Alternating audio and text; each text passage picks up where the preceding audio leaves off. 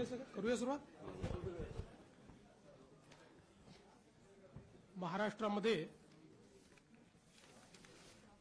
यंदाच्या संपूर्ण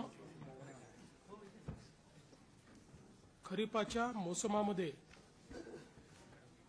जो काही पाऊस पडला, सातत्याने जी अतिवृष्टी झाली, त्यामुळे मोठ्या प्रमाणात शेतीचं आणि शेतकऱ्यांचं नुकसान झालं. पिकांचंही नुकसान झालं, जनावरांचं नुकसान झालं, काही ठिकाणी घरांचं नुकसान झालं, गोठ्यांचं नुकसान झालं. जे काही ग्रामीण भागातलं पब्लिक इन्फ्रास्ट्रक्चर आहे त्याचंही नुकसान झालं आणि दुर्दैवाने काही लोक मृत्युमुखी देखील पडले, काही लोक जखमी झाले. असं एक प्रचंड आपल्याला चित्र भीषण अशा प्रकारचं पाहायला मिळालं. आम्ही देखील वेगवेगळ्या ठिकाणी प्रत्यक्ष जाऊन या परिस्थितीची पाहणी केली. सातत्याने शेतकऱ्यांशी आम्ही चर्चा केली आणि एक प्रकारे दिलासा आपल्याला कसा देता येईल याचा प्रयत्न आम्ही केला. तातडीची मदत म्हणून ज्यांच्याकडे नुकसान झालेलं आहे, त्यांना घरामध्ये पाणी शिरलं आहे, त्यांना 10,000 रुपये देण्याचा विषय असेल किंवा गहू तांदूळ देण्याचा विषय असेल, त्या ठिकाणी वेगवेगळ्या प्रकारे छोटी मोठी मदत जी आहे ती मदत करण्याचं काम आपण सुरू केलं. अगदी तातडीनं 2200 कोटी रुपये रिलीज करून क्रॉप कॉम्पेन्सेशनचा पहिला हप्ता जो काही आहे तो त्यांना मिळावा या संदर्भात आपण काम चालू केलं. आणि त्यानंतर आम्ही सातत्याने आपल्याला जास्तीत जास्त मदत कशी करता येईल याचा प्रयत्न करत होतो. आपल्याला कल्पना आहे की शेतकऱ्याचं आपल्या पिकावर पोटच्या पोराप्रमाणे प्रेम असतं आणि अशा परिस्थितीत पीक करपून गेलं, त्या ठिकाणी पाणी साचलं, अशी जी काही अवस्था पाहायला मिळाली, झोपलेलं पीक पाहायला मिळालं, चिखल पाहायला मिळाला आणि अनेक ठिकाणी तर जमीनच खरडून गेली. त्यामुळे रबीची पेरणी करण्याचीही क्षमता त्या ठिकाणी उरली नाही. खरं म्हणजे यातनं जे काही आर्थिक आणि मानसिक अशा दोन्ही प्रकारचा त्रास शेतकऱ्यांना होतो त्याचं 100% कॉम्पेन्सेशन कोणीच देऊ शकत नाही.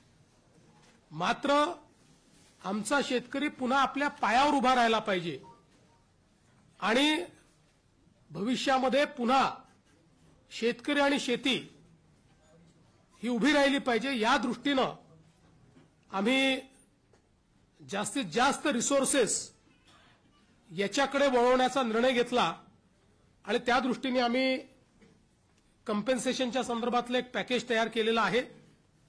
साधारणपणे आपण जर बघितलं तर महाराष्ट्रामध्ये 1,43,52,281 हेक्टर एवढ्या जमिनीवर पिकांची लागवड झाली होती. यापैकी साधारणपणे 68,69,756 हेक्टर एवढ्या जमिनीवरचं पिकांचं नुकसान झालेलं आहे. यात काही जमिनीवर अंशतः आहे आणि मोठ्या प्रमाणात पूर्णतः नुकसान आपल्याला पाहायला मिळतं आहे. साधारणपणे मेजर नुकसान जे आहे ते 29 जिल्ह्यांमध्ये झालेलं आहे.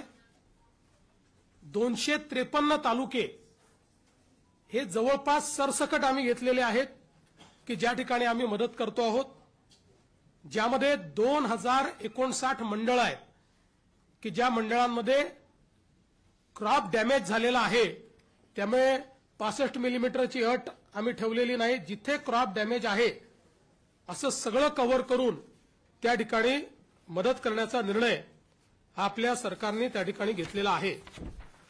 एकूण सर्व प्रकारची जी मदत आपण करतो आहे, ज्यामध्ये क्रॉप डॅमेज आहे, ज्यामध्ये खरडून गेलेल्या जमिनीचा विषय असेल किंवा मृत व्यक्तींना मदत असेल, जखमींना मदत असेल, इस्पितळातली मदत असेल, 10,000 रुपये जे आपण देतो ती मदत असेल, पूर्णतः जे नष्ट झालेले पडझड झालेले घरं आहेत जी 100% गेली आहेत त्याला पूर्णपणे आपण नव्याने घरं बांधण्याकरता त्या ठिकाणी मदत करणार आहोत आणि नव्याने प्रधानमंत्री आवास योजनेतला नवीन घर समजून त्याला पूर्ण पैसे देऊन त्या ठिकाणी त्या घराची निर्मिती आपण करणार आहोत।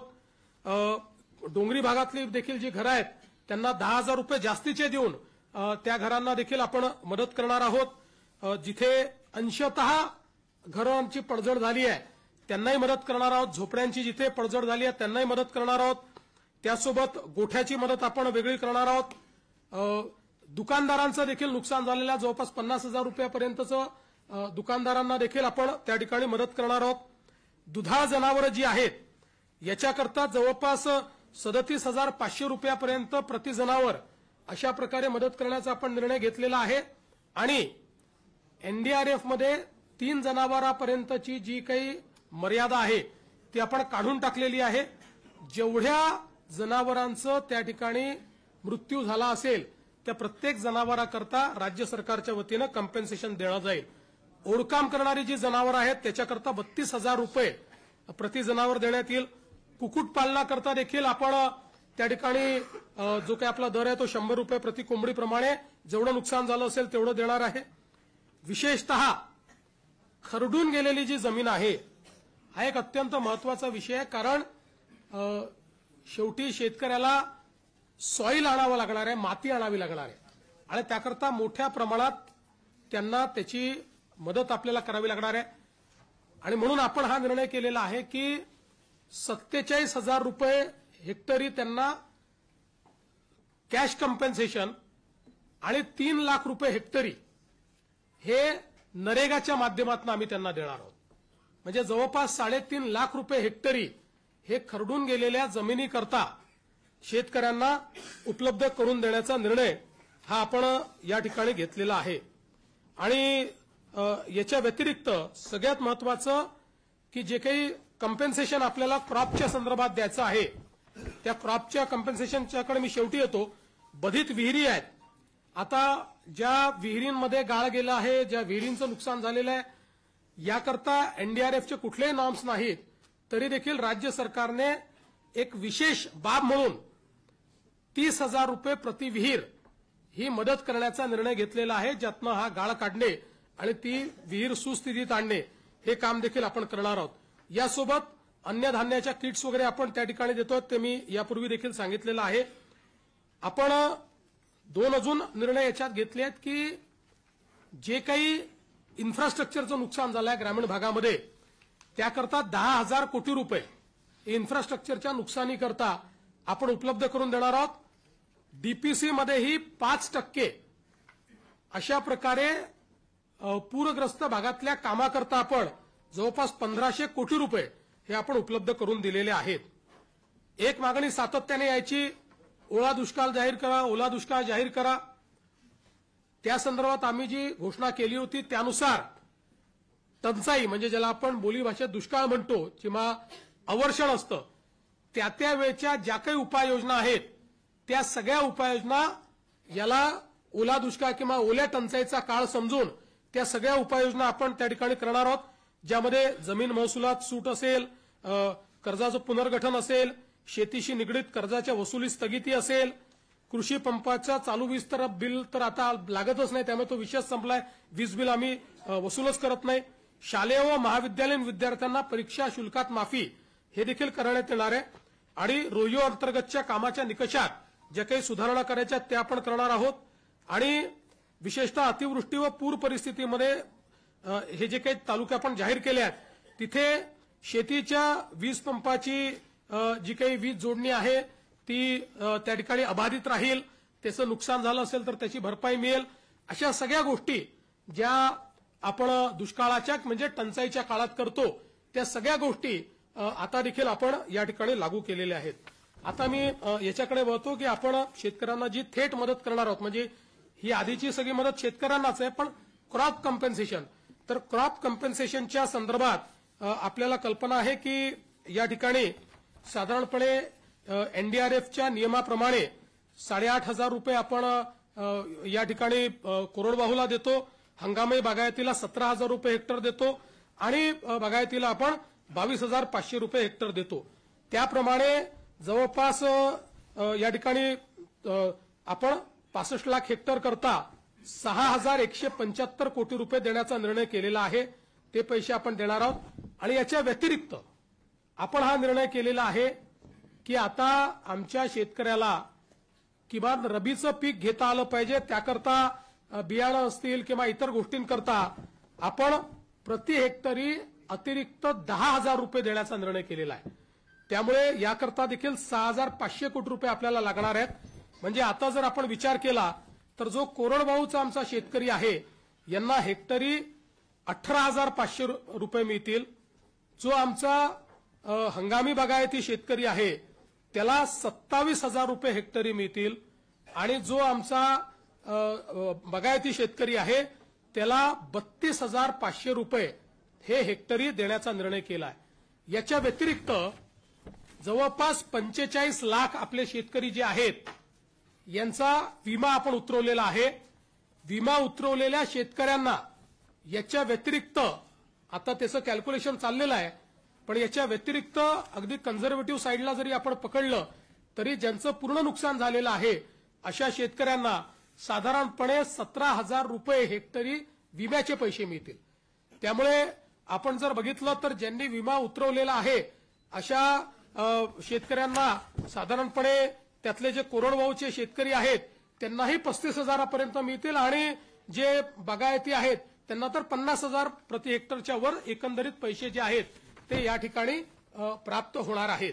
आणि साधारणपणे आपण जर एकूण राज्य सरकारने या ठिकाणी जो काही आता याच्यावर नियतव्यय दिलेला आहे त्याचा एकत्रित अंदाज बांधला. आम्ही याच्यामध्ये साधारणपणे इन्शुरन्सचे पैसे जे आहेत ते 5,000 कोटीच पकडले आहेत, पण आमचा अंदाज आहे 7,500 ते 10,000 कोटी रुपये आम्हाला त्यातनं मिळतील. पण कन्झर्वेटिव्ह अंदाज आम्ही पकडलाय कारण त्या संदर्भात अजून क्लेम जाणे आणि ती सगळी प्रोसेस होणे आहे. पण हा जरी आपण पकडला कन्झर्वेटिव्ह अंदाज तरी एकूण राज्य सरकारच्या वतीनं 31,628 कोटी रुपयांचं पॅकेज हे आपण या ठिकाणी देतो आहोत की ज्या माध्यमातून 31,628 कोटी एवढं पॅकेज म्हणजे जवळपास 32,000 पर्यंत हे पॅकेज चाललेलं आहे. अशा 32,000 कोटीपर्यंत अशा प्रकारचं हे पॅकेज या ठिकाणी आपण दिलेलं आहे. आणि आपला प्रयत्न आहे की यातला जेवढा जास्तीत जास्त पैसा हा आपल्याला या ठिकाणी दिवाळीच्या आधी देता येईल. किमान क्रॉप कॉम्पन्सेशनचे पैसे वगैरे जे काही आहेत हे जेवढे जास्तीत जास्त दिवाळी आधी पुश करता येतील. बाकी तर जे मृत व्यक्तींचं सहाय्य आहे, जखमींचं सहाय्य वगैरे हे आम्ही ऑलरेडी देऊन टाकले आहेत. 10,000 रुपये जे द्यायचे आहेत ते ऑलरेडी देऊन टाकलेले आहेत. बऱ्याच गोष्टी आपण यातल्या दिलेल्या आहेत. काही गोष्टी ज्या राहिलेल्या आहेत त्या सगळ्या गोष्टी आणि क्रॉप कॉम्पन्सेशनचे पैसे हे आपण त्या ठिकाणी देण्याचा प्रयत्न करणार आहोत. आणि आपण जर विचार केला तर निव्वळ क्रॉप कॉम्पन्सेशन करता आपण याच्यामध्ये जे पैसे देतो ते देखील जवळपास 18,000 कोटी रुपयांपेक्षा जास्त आहेत. म्हणजे मला असं वाटतं की आतापर्यंतच्या इतिहासात सर्वात जास्त पैसे हे क्रॉप कॉम्पन्सेशनला देण्याचा प्रयत्न या ठिकाणी आपल्या सरकारच्या माध्यमातून आम्ही केलेला आहे. आम्ही तिघांनी बसून याच्यावर खूप विचार केला आणि हा निर्णय केला की 4 खर्च कमी करावे लागले तरी देखील आपण त्या संदर्भात मागे पुढे पाहू नये, कारण शेतकऱ्यांवर अभूतपूर्व अशा प्रकारचे संकट आहे आणि म्हणून आपण जे काही जास्तीत जास्त करता येईल तो करण्याचा प्रयत्न आम्ही करू. याच्या व्यतिरिक्तही आमचा हा प्रयत्न आहे. आज मुख्यमंत्री सहायता निधीला देखील मोठ्या प्रमाणात लोक मदत करतायत आणि त्याही माध्यमातून अनेक गोष्टी अशा असतात की ज्या आपल्या कुठल्याच नियमामध्ये आपल्याला कव्हर करता येत नाहीत.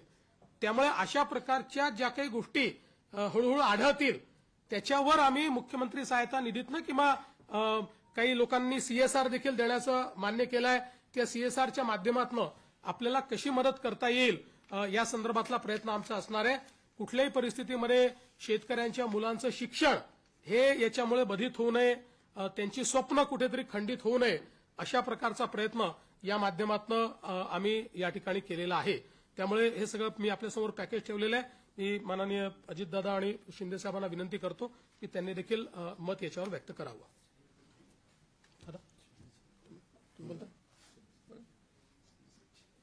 यामध्ये आता मुख्यमंत्री महोदयांनी सांगितलं त्याच्यात 2 हेक्टरच्या पुढे पण आम्ही निर्णय घेतलेला आहे 3 हेक्टर पर्यंतचा.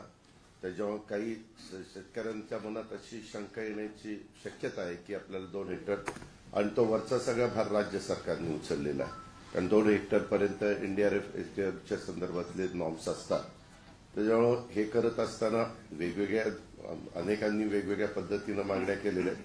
पण या सगळ्याच्या मध्ये कुठल्याही परिस्थितीत त्या शेतकऱ्याला उभं करायचंच असा निर्णय राज्य सरकारने घेऊन ह्या सगळ्या गोष्टी अंमलात आणण्याच्या करता आपण हे पॅकेज हे जाहीर केलेलं आहे. आणि ज्यात खूप बारकाईनं विचार करून कुठलाही घटक हा वंचित राहणार नाही याबद्दलची पण काळजी राज्य सरकारने हे पॅकेज जाहीर करत असताना केलेलं आहे. आणि अजूनही पॅकेज जाहीर केल्यानंतर जर यदाकदाचित चुकून कुठली गोष्ट राहिली असेल, कारण तिथली भौगोलिक परिस्थिती प्रत्येक ठिकाणची वेगवेगळी असते, त्यावेळेस मुख्यमंत्री महोदय म्हणाले की आपण परत काही जर असं वाटलं तर त्याबद्दलचं म्हणजे एखादं राहून गेलं तर ते पण आम्ही इन्क्लूड करायची आमची तयारी आम्ही ठेवलेली आहे.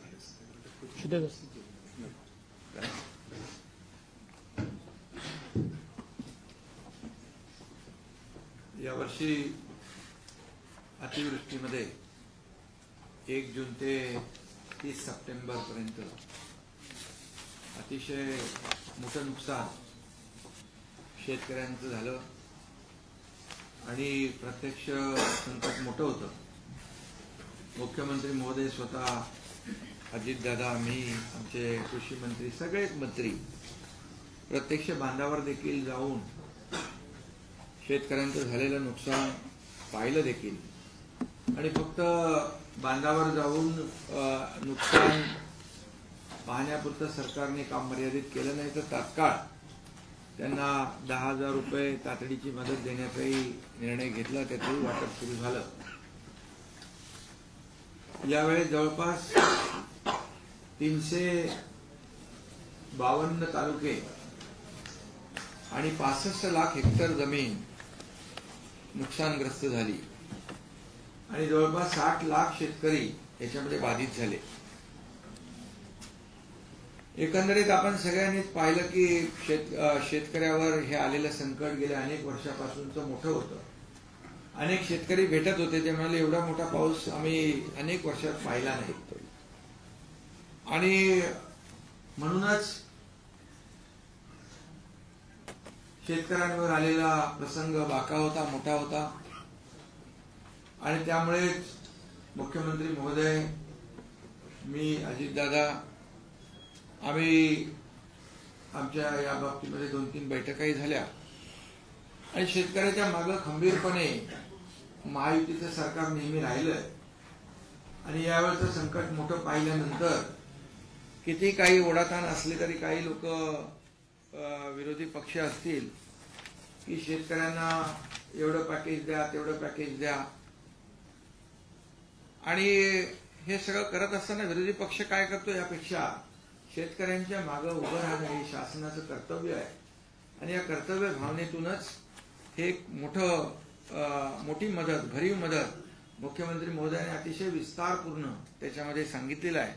आणि 31,000 कोटीपेक्षा जास्तचं हे सगळी जी मदत आहे ती आपण त्याचा देण्याचा निर्णय घेतलाय.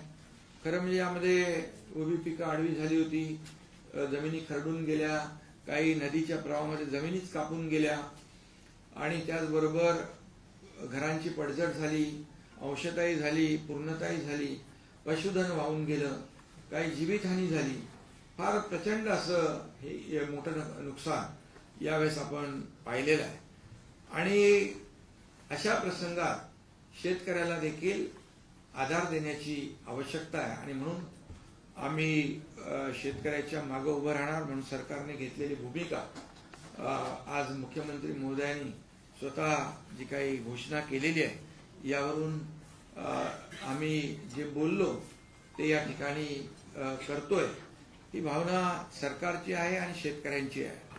खरं म्हणजे ही दिवाळी काळी होणार नाही, सरकार काळी होऊ देणार नाही, अशा प्रकारचं भाष्य देखील आम्ही केलं होतं. आणि त्यामुळे दिवाळीपूर्वी ही मदत जी आहे शेतकऱ्यांच्या हातात गेली पाहिजे ही भूमिका सरकारने घेतली.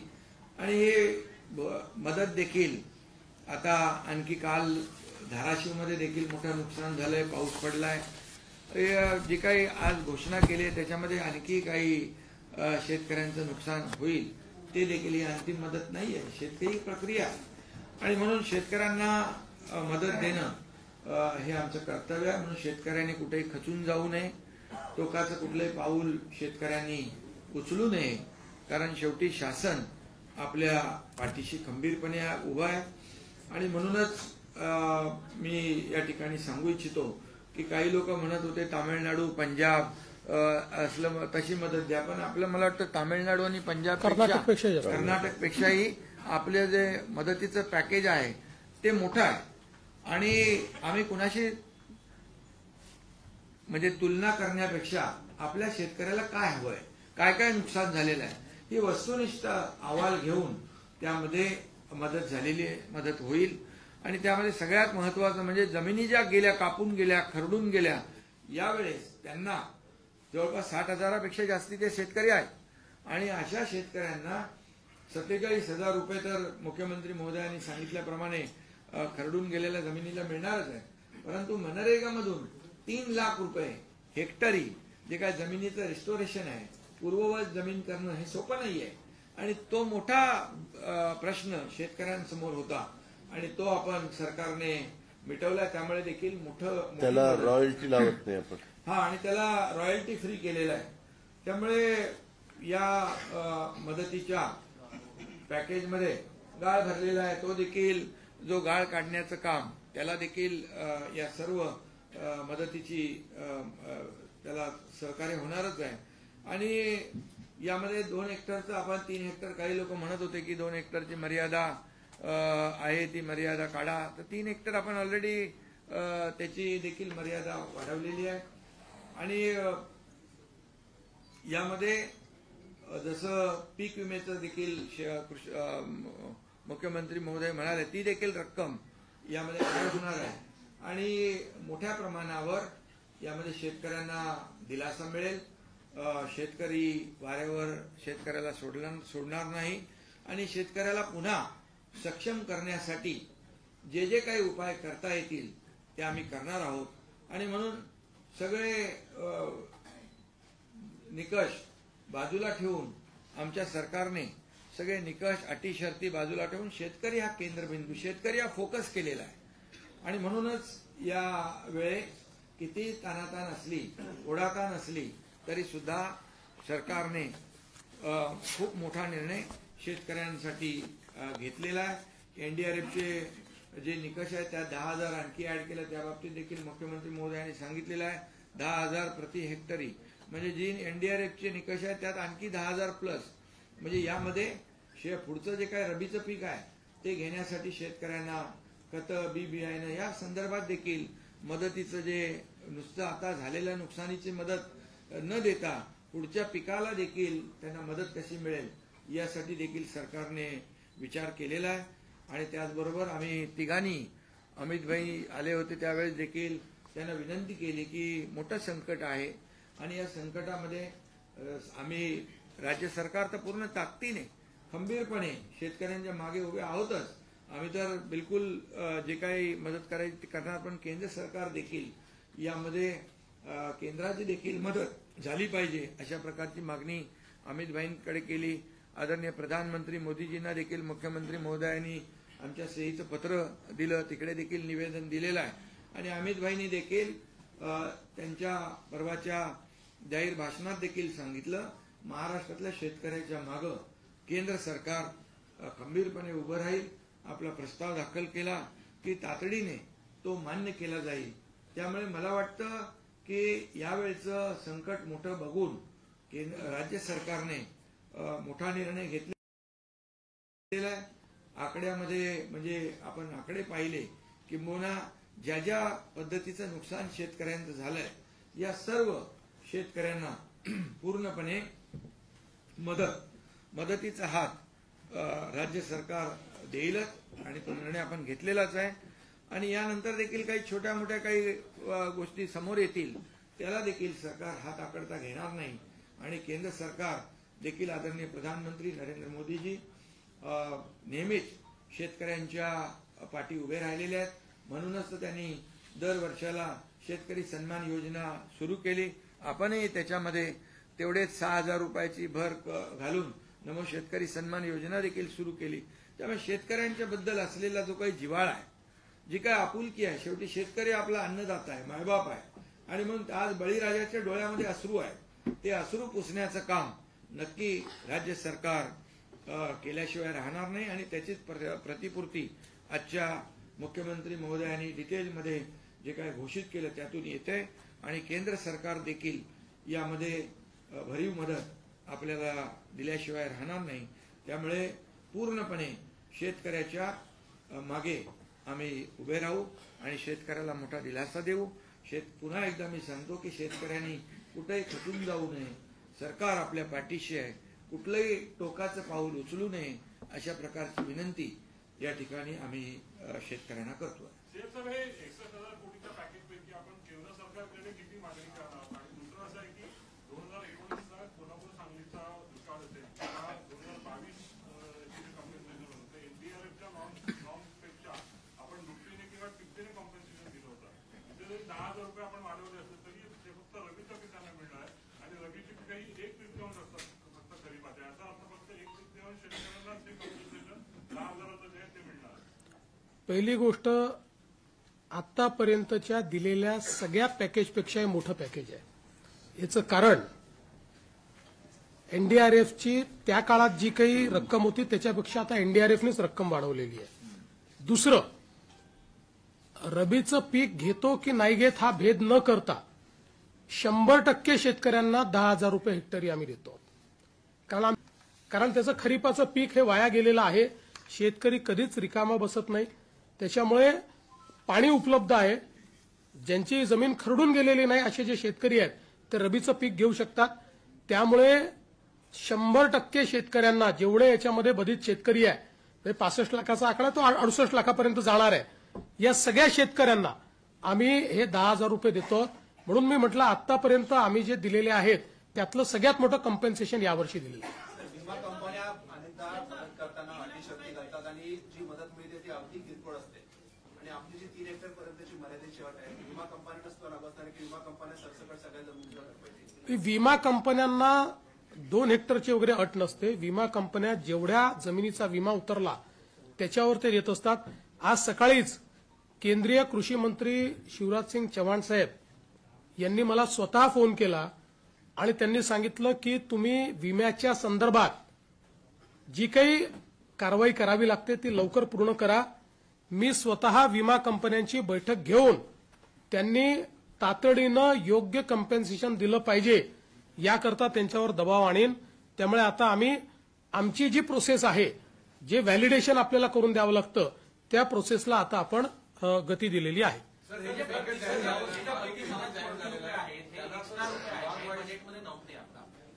त्याच्यामुळे ऑलरेडी आपल्यावर आर्थिक ताण होता, हा अजून ताण वाढणार आहे. काल भुजबळ साहेब पण म्हणजे अनेक स्कीमला प्रॉब्लेम येतोय आधीच्या काही स्कीम्समुळे.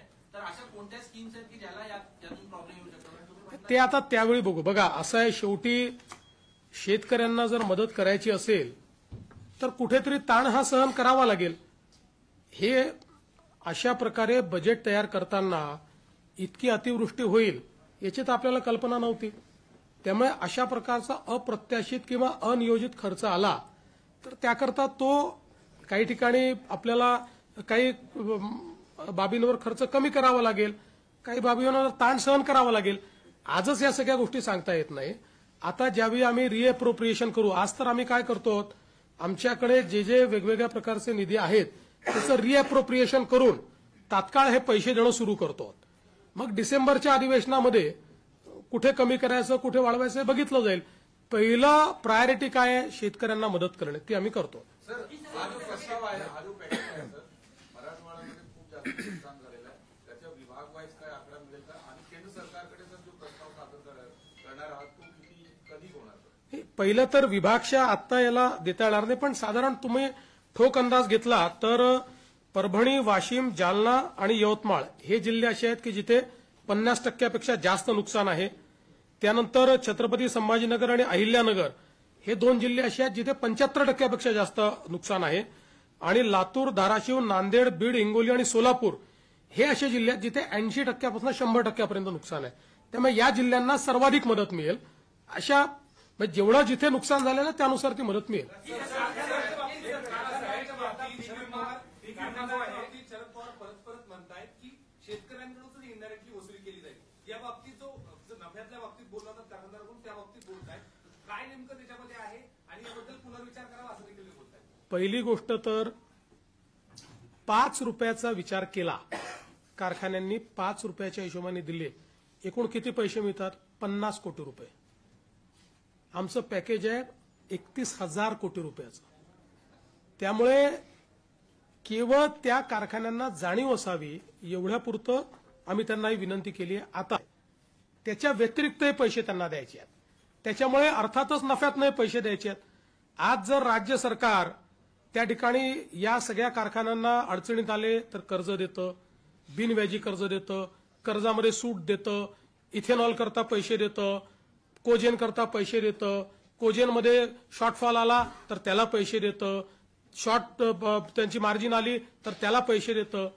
अशा परिस्थितीमध्ये शेतकऱ्यांवर त्या ठिकाणी अशा प्रकारचं काही समजा एखादं संकट आलं तर त्याच्यात मदत करायला हरकत काय? आणि साधारणपणे 200 कारखाने आपल्याकडे गाळप हंगामात असतात. कारखाने जास्त आहेत. याचा हिशोब लावला तर 25 लाख रुपये देखील एखाद्या कारखान्याला येत नाही. पण जाऊन सांगतो, अनेक कारखाने असे आहेत की जे आम्हाला 1-1 कोटी रुपये देतात स्वतःहून समोरून येऊन. त्यांना ती सामाजिक जाणीव आहे. कोणी 75 लाख देत आहे, कोणी 1 कोटी देत आहे. त्यामुळे कुठेही शेतकऱ्यांवर याचा बोजा नाही. कारखान्यांनाही सामाजिक बांधिलकी समजली पाहिजे, एवढंच याच्या पाठीमागचं आमचं म्हणणं आहे.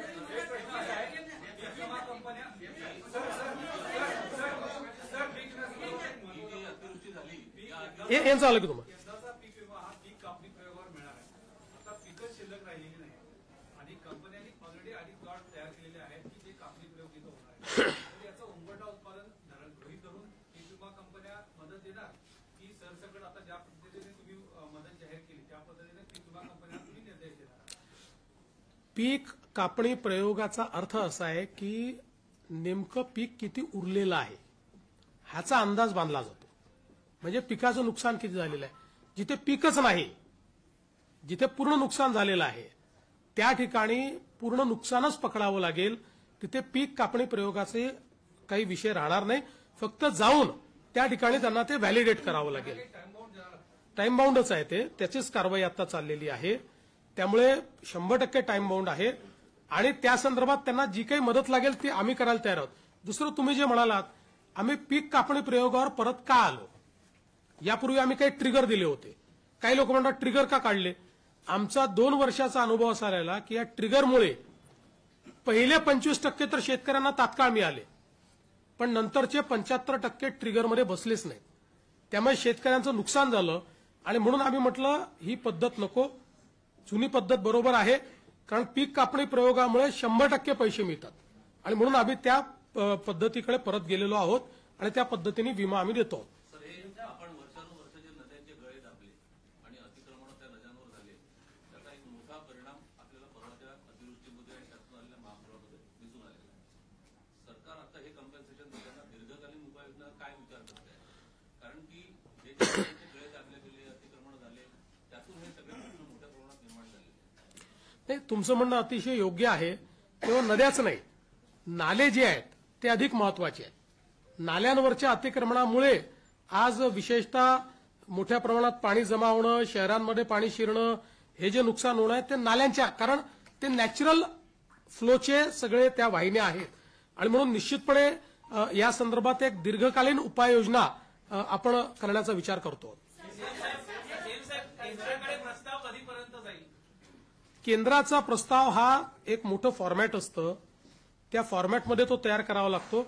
आपण आपलं कम्पेन्सेशन जेव्हा घोषित करतो त्यावेळेस आपण अनेक वेळा नजर आणेवारीवर देखील तो करू शकतो, त्याला काही अडचण नसते. पण केंद्राकडे पूर्ण फॅक्ट अँड फिगर्स जावं लागतं. त्यामुळे त्या संदर्भातली कारवाई आमची चाललेली आहे. प्रस्ताव केंद्राला एकदाच पाठवता येतो, तो परत रिवाईज नाही करता येत. म्हणून थोडा उशीर झाला तरी सगळ्या फॅक्ट अँड फिगर्स सहित आपलं योग्य कम्पेन्सेशन मागता आलं पाहिजे, त्या दृष्टीने आम्ही तो तयार करतो आहोत. त्याची एक प्रोसेस आहे, तो गेल्यानंतर त्यांची टीम येते.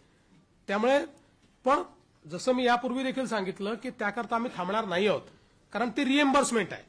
त्यामुळे आम्ही खर्च केला म्हणजे आता केंद्र देणार नाही असं नाहीये.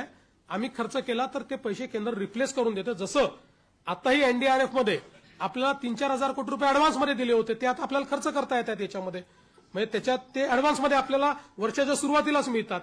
तसं याच्यामध्ये केंद्राच्या प्रस्तावाकरता ते अडणार काही नाही. आम्ही पैसे खर्च करू, केंद्राची सगळी प्रक्रिया आम्ही पूर्ण करू, त्यातनं जास्तीत जास्त कम्पेन्सेशन मिळवण्याचा प्रयत्न करू. ज्या जमिनी खरडून गेलेल्या आहेत त्या पुन्हा उपजाऊ बनण्यासाठी बराच काळ लागेल असा अंदाज वर्तवला जातो. तर तुम्ही आर्थिक मदत तर दिली आहे, पण जमीन उपजाऊ व्हायला शेतकऱ्याला काही आणखी तुम्ही तोपर्यंत पर्यायी जागा देणार का, किंवा काही अभ्यासगट ठिकाणी नाही, याची आवश्यकता नाही आहे. जेव्हा जमीन खरडून जाते त्यावेळी आपण त्या ठिकाणी दुसरीकडनं माती आणतो, सॉईल आणतो. आणि जसं आता सोलापूरमध्ये प्रयोग सुरू केला, सर्वाधिक बाधित सोलापूर आहे. तर या ठिकाणी जो धरणांमध्ये गाळ वाहून आलेला आहे, हा गाळच उपसा करून तो शेतकऱ्याच्या शेतीमध्ये नेऊन टाकायचा. त्याकरता उपस्याला पैसे लागतात, त्याकरता ट्रान्सपोर्टला पैसे लागतात, ते सगळे लेबरचे पैसे लागतात, ते आम्ही उपलब्ध करून देतोय. आणि हा जो गाळ आहे हा इतका उपजाऊ असतो, म्हणजे अनेक वेळा अशा प्रकारचं आपण मागच्या काळामध्ये गाळमुक्त धरण, गाळयुक्त शिवार योजना केली. तर जेव्हा अशा प्रकारचा गाळ आडून आपण शेतीमध्ये टाकतो त्यावेळी आपल्याला जे वेगवेगळी खतं त्या ठिकाणी किंवा रासायनिक खतं यूज करावी लागतात, त्याचा उपयोग अगदी मिनिमम होतो आणि कदाचित पहिल्या वर्षी तो करावाही लागत नाही, म्हणजे कमीत कमी करावा लागतो. त्यामुळे ही अतिशय उपजाऊ अशा प्रकारची ती जमीन त्या ठिकाणी तयार होते. म्हणून वेगाने हे काम करता यावं म्हणूनच 2 भाग केलेले आहेत. याच्यातला जवळपास 47,000 रुपये कॅश कॉम्पन्सेशन आहे आणि 3 लाख रुपये नरेगातले.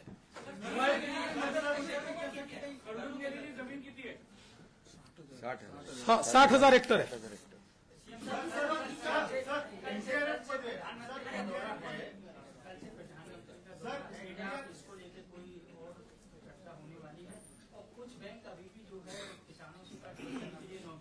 असं आहे की एखाद दुसरी बँक काहीतरी करते, पण त्याचा अर्थ संपूर्ण राज्यात होत आहे असं जे चित्र निर्माण केलं होतं हे चुकीचं आहे.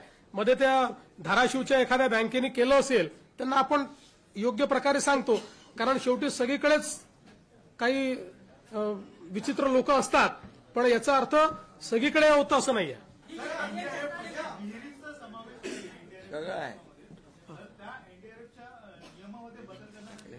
नाही, एनडीआरएफ मध्ये नसला तरी बदल करायला वेळ लागेल, म्हणून आम्ही घोषणा केली. एनडीआरएफ मध्ये नसलं तरीही आम्ही 30,000 रुपये विहिरींकरता देणार आहोत, राज्य सरकारच्या पैशातून देणार आहोत.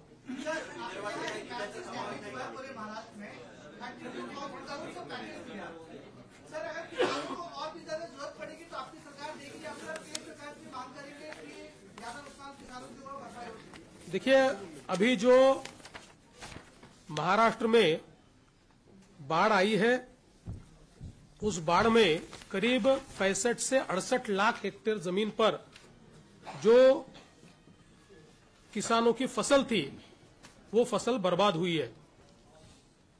कई अलग अलग प्रकार से किसानों का नुकसान हुआ है.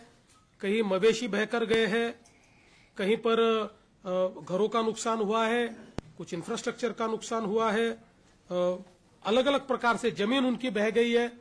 तो ऐसे अलग अलग प्रकार से किसानों का नुकसान हुआ है. राज्य सरकार ने ये निर्णय किया है कि हम लोग किसानों को अपने पांव पर खड़ा करने की कोशिश करेंगे. इस दृष्टि से करीब करीब राज्य सरकार की ओर से 31,628 करोड़ रुपए का एक पैकेज हमने घोषित किया है. इस पैकेज में जो जिनकी मृत्यु हुई है उनको मदद है, जख्मी है उनको मदद है, जो हॉस्पिटलाइज्ड है उनको मदद है. एक इमीडिएट मदद के रूप में 10,000 रुपया लोगों को है. जो दुकान वाले हैं उनको 50,000 रुपए तक की मदद है. इसमें जो घर गिर गए उनको नए सिरे से घर बनाने के लिए मदद करेंगे. उसके साथ साथ जिनका घर का थोड़ा नुकसान हुआ है, पूरे गिरे नहीं है, उनको भी हम लोग कंपेंसेशन दे रहे हैं. जो मवेशियों को रखने के लिए शेड होता है उसके लिए भी हम लोग मदद करने वाले हैं. मवेशियों को एनडीआरएफ में अगर वो दूध देने वाला जानवर हो तो उसके लिए 3 जानवरों तक ही कंपेंसेशन दिया जाता है. हमने तय किया कि हम पूरा कंपेंसेशन देंगे जितने मवेशी उनके एक प्रकार से मरे हैं उतना पूरा उनको हम कंपेंसेशन देंगे। इसके साथ साथ हम लोगों ने कंपेंसेशन देने के लिए जो 2 हेक्टेयर की एक मर्यादा होती है उसको भी 3 हेक्टेयर करने का निर्णय लिया है। और जो जमीन बहकर जाती है, बह गई है, जो जहां पर अब खेती लायक जमीन नहीं बची वहां पर सॉइल लाना पड़ता है, मिट्टी लानी पड़ती है, उसके लिए 47,000 रुपया कैश कंपेंसेशन और 3 लाख रुपया नरेगा के माध्यम से हम लोग देने वाले हैं, ताकि वो किसान आने वाले दिनों में वापस सॉइल लाकर अपनी जमीन को रिस्टोर करे और अपनी खेती किसानी को वो शुरुआत कर पाए। इस प्रकार का उनको मदद करने वाले। और इसके साथ साथ हम लोगों ने विशेष रूप से जो क्रॉप कंपेंसेशन है, क्रॉप कंपेंसेशन में करीब करीब हम लोग 17,675 करोड़ रुपया क्रॉप कंपेंसेशन दे रहे हैं, जिसमें एनडीआरएफ के नॉर्म के हिसाब से 8,500 रुपया हेक्टर जो ड्राईलैंड फार्मिंग करते हैं उनके लिए होता है, जहां पर हिसाब से हम लोग देंगे। लेकिन उसके साथ साथ उन सभी को, चूंकि अब उनकी खरीफ की फसल बर्बाद हुई है, तो ये लोग रबी में वापस फसल ले पाए, इसलिए 10,000 रुपया हेक्टरी ये एक्स्ट्रा कंपेंसेशन हम उनको दे रहे हैं। तो एक प्रकार से अगर हम लोग देखें तो जहां जो इरिगेटेड हमारे फार्मर है उनके लिए जो ये कंपेंसेशन है ये करीब करीब 32,500 रुपए तक जाने वाला है। इसके साथ साथ जिन्होंने इंश्योरेंस किया है, ऐसे 45 लाख हमारे पास किसान हैं। इन 45 लाख किसानों को एक बहुत ही, अगर हम लोग कंजर्वेटिव एस्टिमेट ले तब भी इनको हेक्टरी 15,000 से 17,000 रुपए मिल सकते हैं और करीब 5,000 से 10,000 करोड़ रुपया ये इंश्योरेंस के माध्यम से हमारे किसानों को मिलेगा। तो उसकी भी व्यवस्था हमने की है। कुल मिलाकर अगर हम लोग देखें तो 29 जिले हमारे प्रभावित है, 253 तालुके हमारे प्रभावित है और करीब करीब 2059 जो हमारे मंडल है वो इसमें प्रभावित हुए हैं। तो यहाँ पर अलग अलग प्रकार के उपाय हम लोग कर रहे हैं। इसके साथ साथ नॉर्मली जब अकाल पड़ता है उस समय जो उपाय योजनाएं की जाती है, उन उपाय योजनाओं को इस समय हमने लागू किया है, उसी जीआर को इसके साथ हम लोगों ने लागू किया है। तो जिसमें जो हम लोग लैंड रेवेन्यू लेते हैं उसमें, या जो एक कर्जा होता है उसमें जो छूट देनी पड़ती है उसकी वसूली में, किसानों से हम बिजली का, तो अभी हमने बिजली मुफ्त की है तो उसमें तो कोई वसूली का सवाल ही नहीं उठता है। तो ऐसे कई बच्चों के लिए उनके जो परीक्षा शुल्क है उसमें छूट देना है, ये सारे उपाय हम लोगों ने किए हैं। कुल मिलाकर हमारा ये प्रयास है कि जो हमारे किसान हैं उन किसानों को हम लोग अपने पैरों पर वापस खड़ा कर पाए। देखिए, किसानों को जो मानसिक रूप से तकलीफ होती है, जो आर्थिक रूप से तकलीफ होती है, वो दोनों 100% उसका कंपेंसेशन कोई कर नहीं सकता, लेकिन कम से कम सरकार किसानों के पीछे खड़ा रहकर उनको रबी के लिए और अगले सीजन के लिए खड़ा कर पाए, इस दृष्टि से हमने इस पैकेज के निर्माण किया है। जर ओला दुष्काळ जाहीर केला असता तर या पॅकेजपेक्षा त्यांना अतिरिक्त मदत मिळाली असती का? आणि आपण पूर्वी ती मागणी केली, एकही रुपया अतिरिक्त मिळाली नसती। एक वेळेकरता केवायसीचे नॉर्म्स देखील आम्ही त्या ठिकाणी रद्द केलेले आहेत। ऍग्रीज टॅक्सचा जो डेटा आपल्याकडे आहे तोच डेटा प्रमाण मानून त्या खात्यांमध्ये आम्ही पैसे देणं सुरू केलं। ते खात्यात देतो, पण खात्यात नसेल तर कॅश देतो। बाकी सगळी आपण जी आता मदत करतो आहोत ही सगळी इलेक्ट्रॉनिकली, डिजिटली खात्यामध्येच करतो आहोत, त्याच्यामुळे त्याचं पूर्ण ट्रॅकिंग होणार आहे।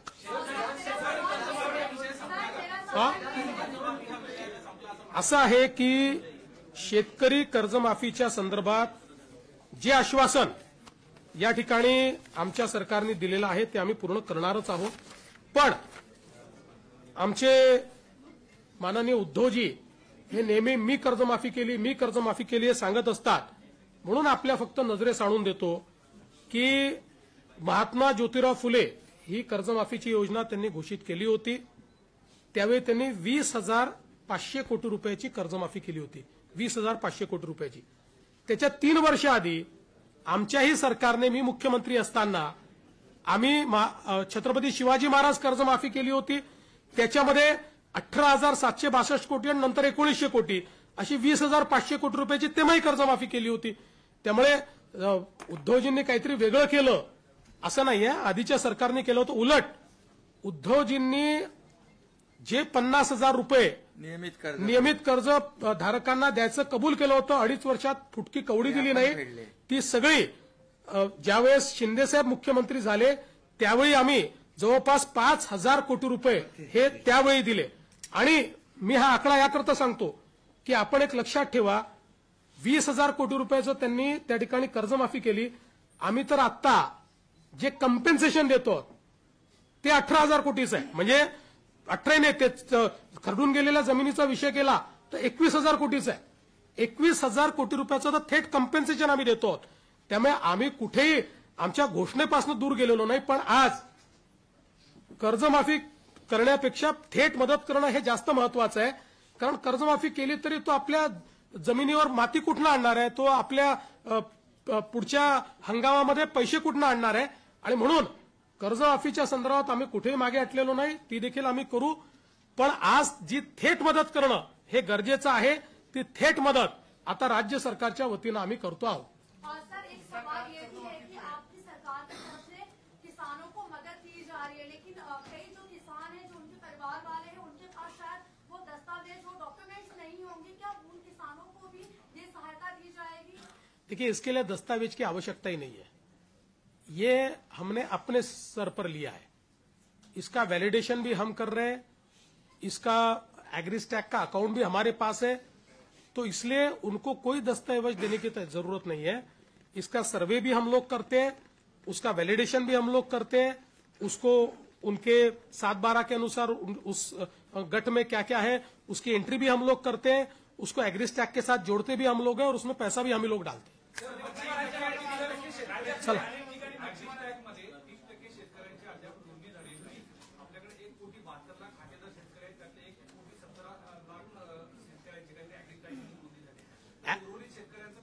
असं आहे की अॅग्रीस्टॅकमध्ये कोणाची नोंदणी झाली आहे माहितीये का? ऍक्टिव्ह शेतकऱ्यांची नोंदणी झाली आहे. ऍबसेंटी शेतकरी यांची नोंदणी नाही. मुंबईमधले अनेक लोक असे आहेत की ज्यांनी वेगवेगळ्या ठिकाणी शेती घेऊन ठेवली आहे, पण ते शेती करत नाहीत. त्यांनी इन्व्हेस्टमेंट म्हणून शेती घेऊन ठेवलेली आहे. ऍक्टिव्ह शेतकऱ्यांची सगळ्यांची अॅग्रीस्टॅकमध्ये नोंदणी आम्ही केलेली आहे. मला सांगताना आनंद वाटतो, देशामध्ये पहिल्या नंबरवर महाराष्ट्र अॅग्रीस्टॅकमध्ये. सर्वाधिक नोंदणी ही महाराष्ट्राने केली आहे. आणि एखादा शेतकरी असा असेल की त्याची अॅग्रीस्टॅकमध्ये नोंदणी नाही, तर त्याला एवढंच करावं लागेल की ई-केवायसी करावं लागेल. कम्पेन्सेशन त्याला पण मिळणार आहे. पण अॅग्रीस्टॅकचा उपयोग का करतोय की ई-केवायसी करावी लागू नये म्हणून. ई-केवायसीला थोडा वेळ लागेल म्हणून आपण करतोय. आमच्या मते जवळजवळ 100% ज्यांना कम्पेन्सेशन द्यायचं आहे, 1% वाटल्यास बाजूला ठेवू, पण 99% शेतकरी ज्यांना कम्पेन्सेशन द्यायचं आहे ते अॅग्रीस्टॅकच्या डेटामध्ये उपलब्ध आहे. हा, ते तुम्ही चांगलं सांगितलं, ते मी सांगायचं विसरलो. मत्स्य शेतीच्या बाबतीतही आपण त्या ठिकाणी जी काही नुकसान भरपाई आहे ती नुकसान भरपाई आपण देतो आहोत. आणि जवळपास मत्स्य शेती करता, त्याच्यानंतर काही ठिकाणी बोटींचं नुकसान झालेलं आहे, त्याही करता आपण नुकसान भरपाई देतो. आपण 100 कोटी रुपये त्याकरता वेगळे राखून ठेवले. चला, धन्यवाद. पुष्कळ होता हे झालं की तुम्हाला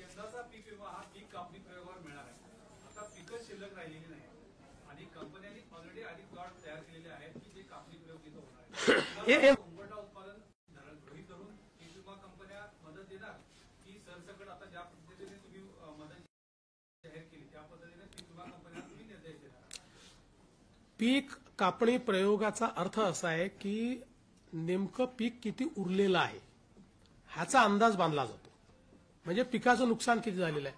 जिथे पीकच नाही, जिथे पूर्ण नुकसान झालेलं आहे, त्या ठिकाणी पूर्ण नुकसानच पकडावं लागेल. तिथे पीक कापणी प्रयोगाचे काही विषय राहणार नाही. फक्त जाऊन त्या ठिकाणी त्यांना ते व्हॅलिडेट करावं लागेल. टाइम बाउंडच आहे ते, त्याचीच कारवाई आता चाललेली आहे. त्यामुळे 100% टाइम बाउंड आहे. आणि त्या संदर्भात त्यांना जी काही मदत लागेल ती आम्ही करायला तयार आहोत. दुसरं, तुम्ही जे म्हणालात आम्ही पीक कापणी प्रयोगावर परत का आलो, यापूर्वी आम्ही काही ट्रिगर दिले होते. काही लोक म्हणतात ट्रिगर का काढले. आमचा 2 वर्षाचा अनुभव असा राहिला की या ट्रिगरमुळे पहिले 25% तर शेतकऱ्यांना तात्काळ मिळाले, पण नंतरचे 75% ट्रिगरमध्ये बसलेच नाहीत. त्यामुळे शेतकऱ्यांचं नुकसान झालं.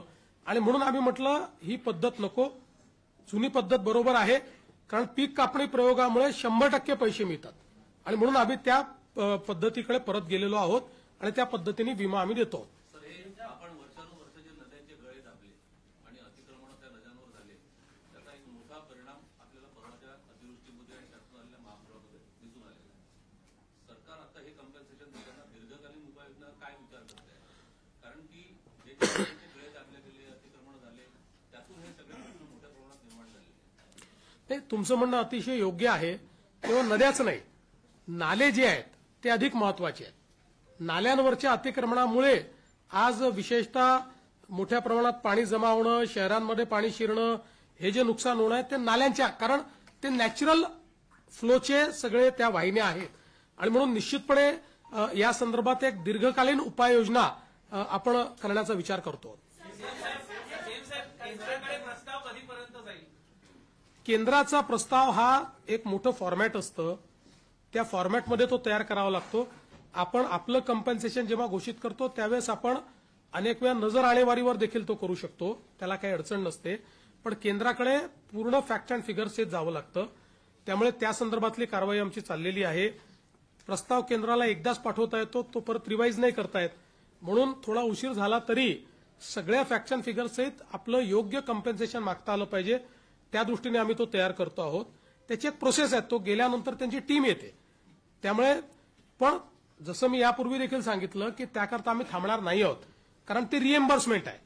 त्यामुळे आम्ही खर्च केला म्हणजे आता केंद्र देणार नाही असं नाहीये, आम्ही खर्च केला तर ते पैसे केंद्र रिप्लेस करून देतं. जसं ज्या जमिनी खरडून गेलेल्या आहेत त्या पुन्हा उपजाऊ बनण्यासाठी बराच काळ लागेल असा अंदाज वर्तवला जातो. तर तुम्ही आर्थिक मदत तर दिली आहे, पण जमीन उपजाऊ व्हायला शेतकऱ्याला काही आणखी तुम्ही तोपर्यंत पर्यायी जागा देणार का, किंवा काही अभ्यासगट तिथं नाही, याची आवश्यकता नाहीये. जेव्हा जमीन खरडून जाते त्यावेळी आपण त्या ठिकाणी दुसरीकडनं माती आणतो, सॉइल आणतो. आणि जसं आता सोलापूरमध्ये प्रयोग सुरू केला, सर्वाधिक बाधित सोलापूर आहे, तर या ठिकाणी जो धरणांमध्ये गाळ वाहून आलेला आहे, हा गाळच उपसा करून तो शेतकऱ्याच्या शेतीमध्ये नेऊन टाकायचा. त्याकरता उपस्याला पैसे लागतात, त्याकरता ट्रान्सपोर्टला पैसे लागतात, ते सगळे लेबरचे पैसे लागतात, ते आम्ही उपलब्ध करून देतोय. आणि हा जो गाळ आहे हा इतका उपजाऊ असतो, म्हणजे अनेक वेळा अशा प्रकारचं आपण मागच्या काळामध्ये गाळमुक्त धरण, गाळयुक्त शिवार योजना केली, तर जेव्हा अशा प्रकारचा गाळ आणून आपण शेतीमध्ये टाकतो त्यावेळी आपल्याला जे वेगवेगळी खतं त्या ठिकाणी किंवा रासायनिक खतं यूज करावी लागतात, त्याचा उपयोग अगदी मिनिमम होतो आणि कदाचित पहिल्या वर्षी तो करावाही लागत नाही, म्हणजे कमीत कमी करावा लागतो. त्यामुळे ही अतिशय उपजाऊ अशा प्रकारची ती जमीन त्या ठिकाणी तयार होते. म्हणून वेगाने हे काम करता यावं म्हणूनच 2 भाग केलेले आहेत. याच्यातला जवळपास 47,000 रुपये कॅश कॉम्पेन्सेशन आहे आणि 3 लाख रुपये नरेगातले.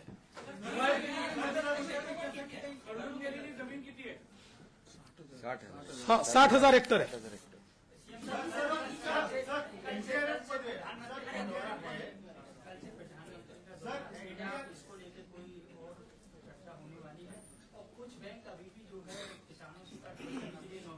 असं आहे की एखाद दुसरी बँक काहीतरी करते, पण त्याचा अर्थ संपूर्ण राज्यात होत आहे असं जे चित्र निर्माण केलं होतं हे चुकीचं आहे.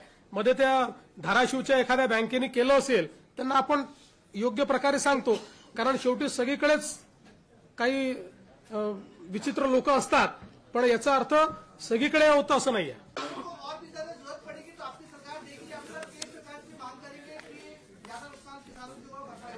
देखिए, अभी जो महाराष्ट्र में बाढ़ आई है, उस बाढ़ में करीब 65 से 68 लाख हेक्टेयर जमीन पर जो किसानों की फसल थी वो फसल बर्बाद हुई है. कई अलग अलग प्रकार से किसानों का नुकसान हुआ है. कहीं मवेशी बहकर गए हैं, कहीं पर घरों का नुकसान हुआ है, कुछ इंफ्रास्ट्रक्चर का नुकसान हुआ है, अलग अलग प्रकार से जमीन उनकी बह गई है. तो ऐसे अलग अलग प्रकार से किसानों का नुकसान हुआ है. राज्य सरकार ने ये निर्णय किया है कि हम लोग किसानों को अपने पांव पर खड़ा करने की कोशिश करेंगे. इस दृष्टि से करीब करीब राज्य सरकार की ओर से 31,628 करोड़ रुपए का एक पैकेज हमने घोषित किया है। इस पैकेज में जो जिनकी मृत्यु हुई है उनको मदद है, जख्मी है उनको मदद है, जो हॉस्पिटलाइज्ड है उनको मदद है, एक इमीडिएट मदद के रूप में 10,000 रुपया लोगों को है, जो दुकान वाले हैं उनको 50,000 रुपए तक की मदद है। इसमें जो घर गिर गए उनको नए सिरे से घर बनाने के लिए मदद करेंगे। उसके साथ साथ जिनका घर का थोड़ा नुकसान हुआ है, पूरे गिरे नहीं है, उनको भी हम लोग कंपेंसेशन दे रहे हैं। जो मवेशियों को रखने के लिए शेड होता है उसके लिए भी हम लोग मदद करने वाले हैं। मवेशियों को एनडीआरएफ में अगर वो दूध देने वाला जानवर हो तो उसके लिए 3 जानवरों तक ही कंपेंसेशन दिया जाता है। हमने तय किया कि हम पूरा कंपेंसेशन देंगे, जितने मवेशी उनके एक प्रकार से मरे हैं उतना पूरा उनको हम कंपेंसेशन देंगे। इसके साथ साथ हम लोगों ने कंपेंसेशन देने के लिए जो 2 हेक्टेयर की एक मर्यादा होती है उसको भी 3 हेक्टेयर करने का निर्णय लिया है। और जो जमीन बहकर जाती है, बह गई है, जो जहां पर अब खेती लायक जमीन नहीं बची वहां पर सॉइल लाना पड़ता है, मिट्टी लानी पड़ती है, उसके लिए 47,000 रुपया कैश कंपेंसेशन और 3 लाख रुपया नरेगा के माध्यम से हम लोग देने वाले हैं, ताकि वो किसान आने वाले दिनों में वापस सॉइल लाकर अपनी जमीन को रिस्टोर करे और अपनी खेती किसानी को वो शुरुआत कर पाए। इस प्रकार का उनको मदद करने वाले। और इसके साथ साथ हम लोगों ने विशेष रूप से जो क्रॉप कंपेंसेशन है, क्रॉप कंपेंसेशन में करीब करीब हम लोग 17,675 करोड़ रुपया क्रॉप कंपेंसेशन दे रहे हैं, जिसमें एनडीआरएफ के नॉर्म के हिसाब से 8,500 रुपया हेक्टर जो ड्राईलैंड फार्मिंग करते हैं उनके लिए होता है। जहां पर थोड़ी सिंचाई है सीजनल उनको 17,000 रुपया, और जहां पर सिंचाई उपलब्ध है वहां पर 22,500 रुपया ऐसे एनडीआरएफ के नॉर्म के हिसाब से हम लोग देंगे। लेकिन उसके साथ साथ उन सभी को, चूंकि अब उनकी खरीफ की फसल बर्बाद हुई है, तो ये लोग रबी में वापस फसल ले पाए, इसलिए 10,000 रुपया हेक्टरी ये एक्स्ट्रा कंपेंसेशन हम उनको दे रहे हैं। तो एक प्रकार से अगर हम लोग देखें तो जहां जो इरिगेटेड हमारे फार्मर है उनके लिए जो ये कंपेंसेशन है ये करीब करीब 32,500 रुपए तक जाने वाला है। इसके साथ साथ जिन्होंने इंश्योरेंस किया है, ऐसे 45 लाख हमारे पास किसान हैं। इन 45 लाख किसानों को एक बहुत ही, अगर हम लोग कंजर्वेटिव एस्टिमेट ले तब भी इनको हेक्टरी 15,000 से 17,000 रुपए मिल सकते हैं, और करीब 5,000 से 10,000 करोड़ रुपया ये इंश्योरेंस के माध्यम से हमारे किसानों को मिलेगा। तो उसकी भी व्यवस्था हमने की है। कुल मिलाकर अगर हम लोग देखें तो 29 जिले हमारे प्रभावित है, 253 तालुके हमारे प्रभावित है, और करीब करीब 2059 जो हमारे मंडल है वो इसमें प्रभावित हुए हैं। तो यहाँ पर अलग अलग प्रकार के उपाय हम लोग कर रहे हैं। इसके साथ साथ नॉर्मली जब अकाल पड़ता है उस समय जो उपाय योजनाएं की जाती है, उन उपाय योजनाओं को इस समय हमने लागू किया है, उसी जीआर को इसके साथ हम लोगों ने लागू किया है। तो जिसमें जो हम लोग लैंड रेवेन्यू लेते हैं, जो हम लोग लैंड रेवेन्यू लेते हैं उसमें, या जो एक कर्जा होता है उसमें जो छूट देनी पड़ती है उसकी वसूली में, किसानों से हम बिजली का, तो अभी हमने बिजली मुफ्त की है तो उसमें तो कोई वसूली का सवाल ही नहीं उठता है।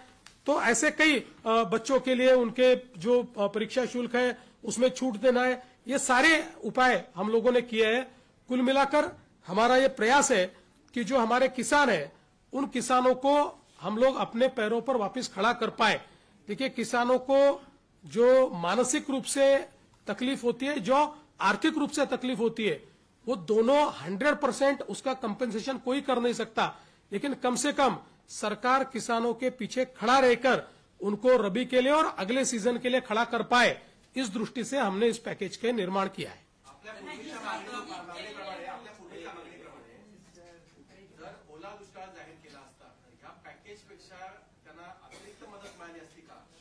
आणि आपण पूर्वी ती मागणी केली, एकही रुपया अतिरिक्त मिळाली नसती, कमी मदत मिळाली असती।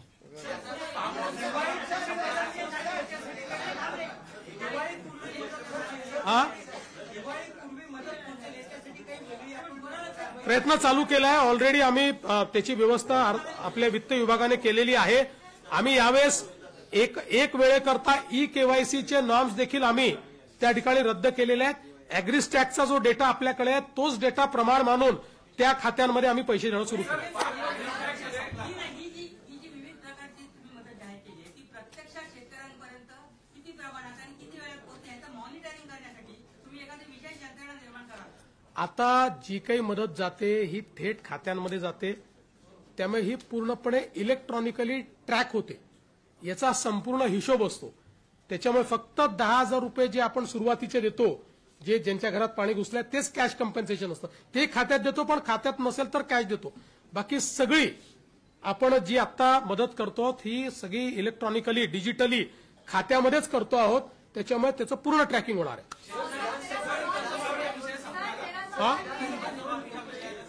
असं आहे की शेतकरी कर्जमाफीच्या संदर्भात जे आश्वासन या ठिकाणी आमच्या सरकारने दिलेलं आहे ते आम्ही पूर्ण करणारच आहोत.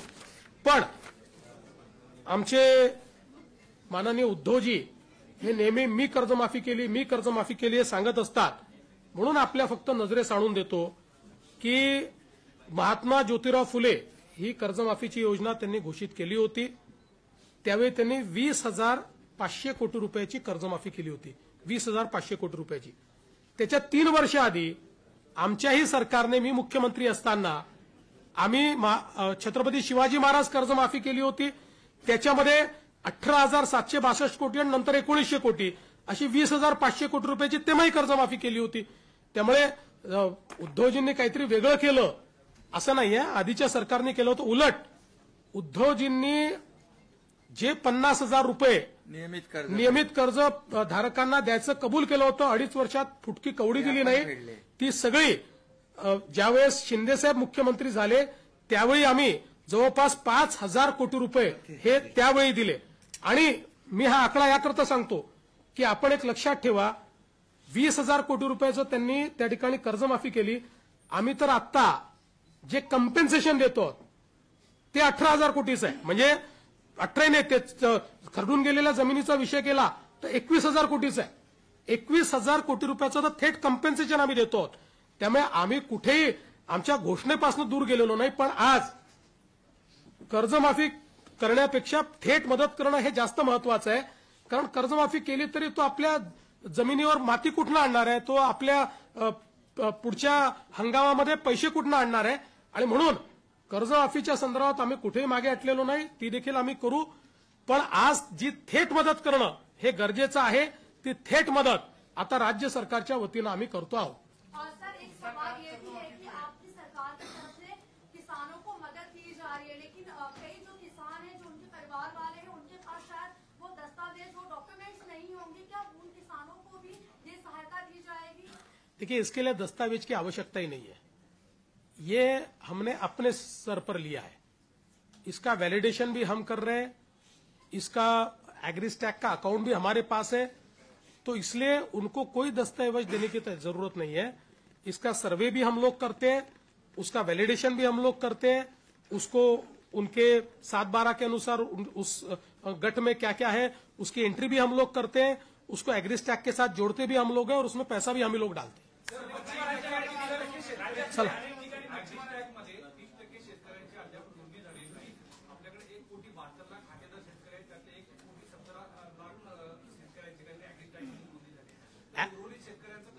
असं आहे की अॅग्रिस्टॅकमध्ये कोणाची नोंदणी झाली आहे माहितीये का? ऍक्टिव्ह शेतकऱ्यांची नोंदणी झाली आहे. ऍबसेंटी शेतकरी यांची नोंदणी नाही. मुंबईमधले अनेक लोक असे आहेत की ज्यांनी वेगवेगळ्या ठिकाणी शेती घेऊन ठेवली आहे, पण ते शेती करत नाहीत. त्यांनी इन्व्हेस्टमेंट म्हणून शेती घेऊन ठेवलेली आहे. ऍक्टिव्ह शेतकऱ्यांची सगळ्यांची अॅग्रिस्टॅकमध्ये नोंदणी आम्ही केलेली आहे. मला सांगताना आनंद वाटतो, देशामध्ये पहिल्या नंबरवर महाराष्ट्र अॅग्रिस्टॅकमध्ये. सर्वाधिक नोंदणी ही महाराष्ट्राने केली आहे. आणि एखादा शेतकरी असा असेल की त्याची अॅग्रिस्टॅकमध्ये नोंदणी नाही, तर त्याला एवढंच करावं लागेल की ई-केवायसी करावं लागेल. कम्पेन्सेशन त्याला पण मिळणार आहे. पण अॅग्रिस्टॅकचा उपयोग का करतोय की ई-केवायसी करावी लागू नये म्हणून. ई-केवायसीला थोडा वेळ लागेल म्हणून आपण करतोय.